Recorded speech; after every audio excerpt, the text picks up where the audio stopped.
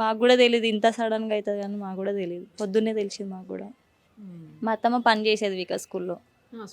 స్కూల్లో పని చేస్తే పొద్దున్నే ఎలాగో లేచి వెళ్తారు కదా, అలా వెళ్ళాలని మా మా ఓన్ అత్తయ్య వచ్చి డోర్ కొట్టిందంట, లేవలేదు. సర్లే ఎందుకో పనుకుంటున్నారు అంటానని వదిలేసి వెళ్ళిపోయింది. తర్వాతకి వీళ్ళందరూ వచ్చి డోర్ కొట్టేసిర్రంట. ఎందుకు లేవట్లేదు ఎందుకు లేవదంటే వాళ్ళ పెద్ద కూతురు వచ్చింది. మా పెద్ద ఆడపడుచు వచ్చి కొడితే ఈ కిటికీ నుంచి చూస్తే ఇక అందరు ఇట్లా మూర్చిపోయి కళ్ళు తేలేసి ఉన్నారంట. మా పెద్దత్తయ్య ఒకటి వామిటింగ్ అవి చేసుకుందండి. మొత్తం ఇదైపోయింది, కల్లోలం అయిపోయింది, వాంతులు అయినాయి అంట.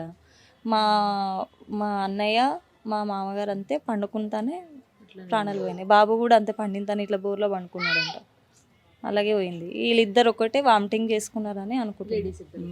అసలు కనీసం ఫోన్ చేసినా లేచేటోళ్ళు ఇక్కడ. ఫోను లేదు అసలు. డోర్ కొట్టిరు కూడా, డోర్ కొట్టిన ఎవరు చేయలేదు సార్ మేడం ఆ టైంకి. ఫోన్ కూడా చేయలేదు మరి.